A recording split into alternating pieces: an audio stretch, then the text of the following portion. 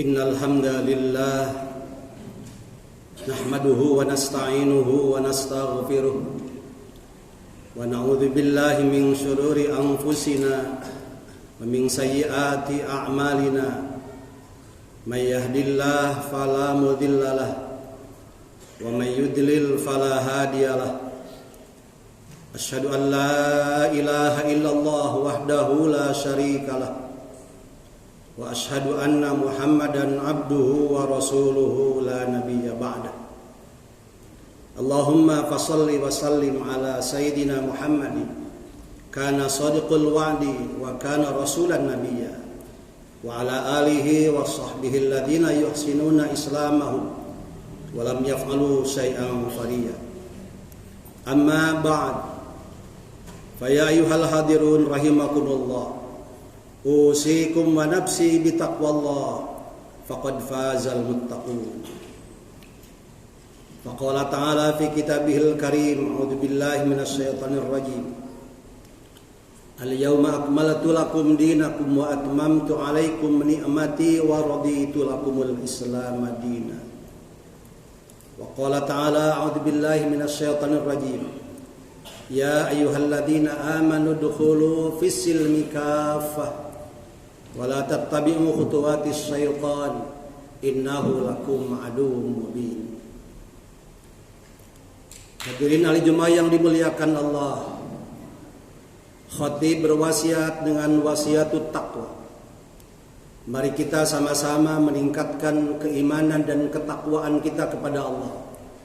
Takwa dalam arti yang sesungguhnya, yakni melaksanakan segala perintah Allah dan menjauhi segala apa yang dilarangnya. Hadirin ahli Jumat yang dimuliakan Allah, Islam adalah agama penutup dan penyempurna bagi agama-agama sebelumnya.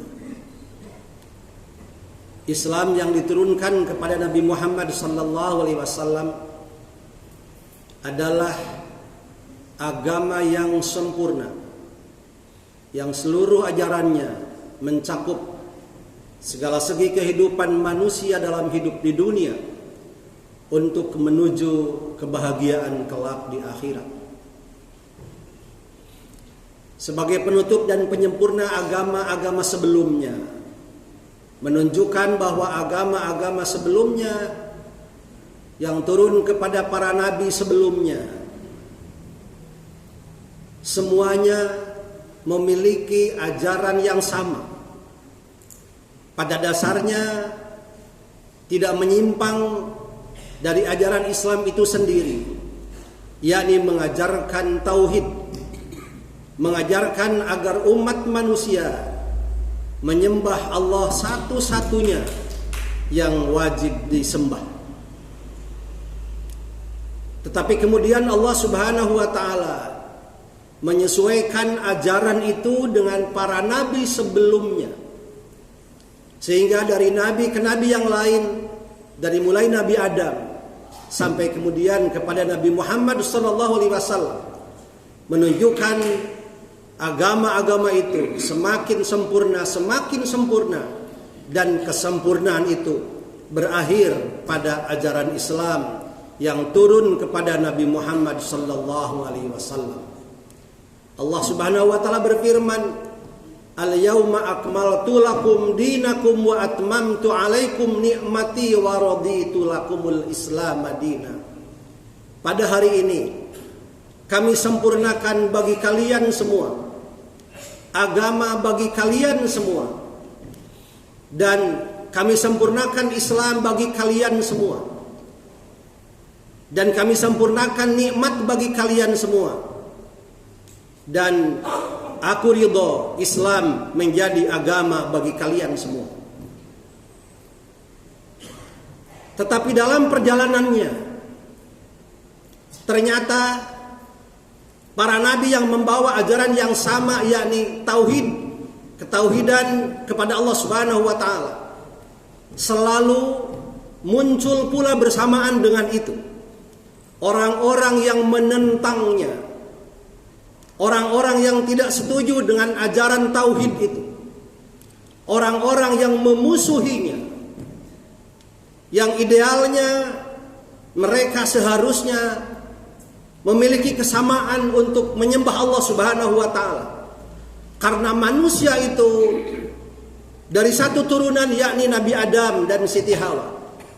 Tetapi jangankan manusia sekarang, sejak zaman Nabi Adam dan Siti Hawa melahirkan anak-anaknya, ternyata dari mereka pula bukan hanya lahir orang-orang yang taat terhadap orang tuanya, terhadap Nabi Adam sendiri dan ajarannya, tetapi dari orang tua itulah juga lahir orang-orang yang menentangnya, anak-anak yang tidak sejalan dengan keimanan orang tuanya. Maka muncullah kisah yang kita kenal dengan tragedi pembunuhan Qabil dan Habil. Keduanya adalah orang tua yang sama, ibu bapa yang sama, tetapi dalam perjalanannya selalu saja kebenaran itu juga diikuti dengan kebatilan. Selalu saja orang-orang yang beriman kepada Allah juga diikuti dengan musuh-musuhnya. Karena itu setiap nabi yang diturunkan membawa ajaran agama Islam, setiap nabi yang diturunkan membawa ajaran tauhid, selalu bersama mereka ada orang-orang yang memusuhinya. Bukan hanya memusuhi agamanya, juga memusuhi nabinya sendiri. Bahkan mereka membunuh nabinya sendiri. Bahkan lebih daripada itu, mereka melakukan penyiksaan, melakukan berbagai cara supaya agama tauhid yang dibawa oleh para nabi itu lenyap dari muka bumi ini. Dan ternyata apa yang terjadi pada nabi-nabi sebelumnya terus sampai sekarang kepada Nabi Muhammad SAW, dan ternyata tidak selesai kepada Nabi Muhammad SAW, juga kepada umatnya. Sebagaimana yang kita saksikan bersama hari ini, apa yang terjadi di Gaza, Palestina. Bagaimana orang Yahudi itu tetap saja melakukan perbuatan-perbuatan yang bukan hanya tidak terpuji, tapi perbuatan yang kejam, perbuatan yang keji, yang itu dilakukan berpuluh-puluh tahun, terus terwariskan. Orang-orang yang mempertahankan agamanya, yakni agama Islam, selalu mendapat rintangan dan hambatan dari orang-orang yang tidak suka terhadap agama Islam itu sendiri. Sesungguhnya memang demikianlah hidup di dunia. Sunnatullah itu pasti akan terjadi, karena Allah memang menyediakan surga dan neraka. Allah menyediakan tempat kembali bagi manusia. Orang-orang yang beriman tentu surga bagiannya, dan orang-orang kafir yang menentangnya tentu neraka bagiannya. Itulah memang sunnatullah. Tapi kemudian pertanyaannya, untuk apa Allah membiarkan, atau paling tidak telah terbukti dan terwujud ada orang-orang yang selalu menentang ajarannya? Padahal pada dasarnya semua manusia pasti memiliki keinginan yang sama, ingin menjadi ahli surga. Tapi bersamaan dengan itu, banyak orang yang tidak melakukan jalan untuk menuju surga, tapi malah menuju neraka. Apa yang terjadi selama ini sesungguhnya adalah ujian bagi kita umat manusia. Dalam kebaikan selalu ada keburukan, dalam keimanan selalu ada hambatan, tantangan, ancaman dan gangguan. Dan dalam perjuangan menegakkan kalimatullah selalu ada musuh-musuh yang tidak berhenti akan memadamkan api Islam. Memang dalam Al-Quran dinyatakan, walan tardo ankal yahud walan nasara hatta tattabi'a millatahu. Tidak akan ridho orang-orang Yahudi dan orang-orang Nasrani kepada kita sehingga kita mengikuti agama mereka. Kita jelas tidak mungkin mengikuti agama mereka, dan mereka pun tidak mungkin mengikuti agama kita. Idealnya di dunia ini hidup berdampingan secara damai antara agama yang berbeda, karena keyakinan yang berbeda. Idealnya hidup berdampingan secara damai. Tidak boleh ada yang menyerang satu sama lain. Dan Islam mengajarkan kedamaian itu. Islam adalah rahmatan lil alamin. Tetapi apabila orang-orang luar Islam yang karena tidak suka terhadap Islam, mereka menyerang umat Islam, mereka membunuh umat Islam. Wa qatilul musyrikina kafah kama yuqatilunakum kafah. Bunuhlah mereka apabila mereka membunuh kita. Islam tidak mengajarkan terlebih dahulu kita membunuh orang lain. Tidak mengajarkan itu. Islam adalah agama damai. Islam adalah agama yang penuh dengan kasih sayang sesama umat manusia. Tapi karakteristik orang-orang non-muslim selalu saja tidak mau apabila Islam berjaya di muka bumi itu. Maka mereka kemudian mendahului memerangi umat Islam. Dalam kondisi seperti itu, umat Islam tidak boleh diam. Umat Islam harus bangkit. Umat Islam harus balik menyerang kepada mereka. Karena itu merupakan perintah Allah Subhanahu wa taala.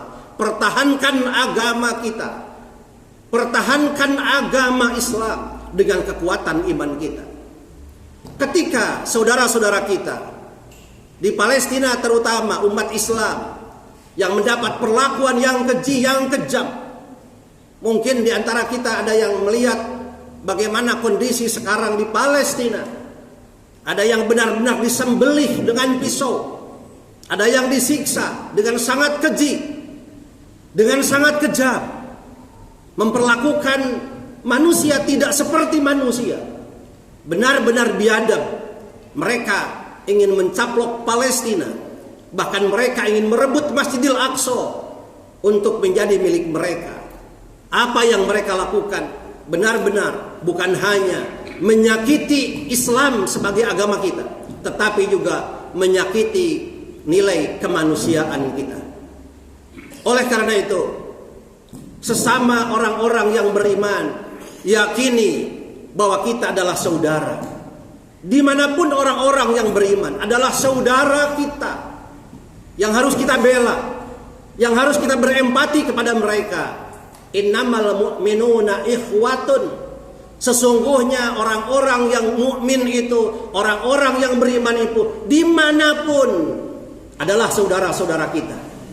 Tentu dengan saudara kita harus saling membantu, harus saling menolong, harus saling simpati dan empati.